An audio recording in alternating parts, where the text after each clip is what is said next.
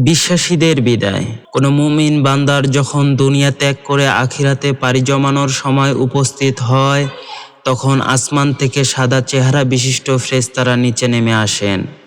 তাদের চেহারা সূর্যের মতো আলোকোজ্জ্বল। তাদের সঙ্গে থাকে বেহেশতের কাফন ও আতর। তারা মৃত ব্যক্তির চোখের সীমানায় এবং মৃত্যুর ফেরেশতারা মৃত ব্যক্তির মাথার কাছে বসেন। মৃত্যুর ফেরেশতা যখন বলেন, হে পবিত্র ও নেক আত্মা, তুমি আল্লাহর ক্ষমা ও সন্তুষ্টির দিকে বেরিয়ে আসো, তখন আত্মা বেরিয়ে আসে যেভাবে কলসি থেকে পানির ফোঁটা বেরিয়ে আসে। তখন ফেরেশতারা আত্মাকে ধরবেন এবং তাকে বেহেশতের আতরযুক্ত কাফনে রাখবেন। সেই কাফন থেকে পৃথিবীর সর্বোত্তম মিশকে সুঘ্রাণ বের হতে থাকবে। তারপর তারা আত্মা নিয়ে উপরে যাবেন।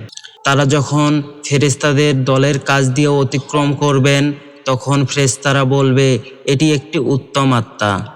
বহনকারী ফেরেশতারা বলবেন, এটি অমুকের আত্মা, অর্থাৎ তার নাম পরিচয় দেবেন। তারা দুনিয়ার আসমান পর্যন্ত দরজা খুলে দিতে বলবেন। দরজা খুলে দেয়া হবে। তারপর ঘনিষ্ঠ ফেরেশতারা পরবর্তী আসমান পর্যন্ত তাকে বিদায় জানাবেন। সপ্তম আসমান পর্যন্ত এভাবে চলতে থাকবে। অতঃপর আল্লাহ তাআলা আদেশ দেবেন, আমার বান্দার দফতর ইল্লিয়ানে লিখে রাখো। আর ইল্লিয়িন হচ্ছে সপ্তম আসমানে মুমিনদের আত্মা সংরক্ষণের স্থান। আল্লাহ তাআলা আমাদের সবাইকে মুমিন হয়ে মৃত্যুবরণ করার তৌফিক দান করুন। আসসালামু আলাইকুম ওয়া রাহমাতুল্লাহি ওয়া বারাকাতুহু।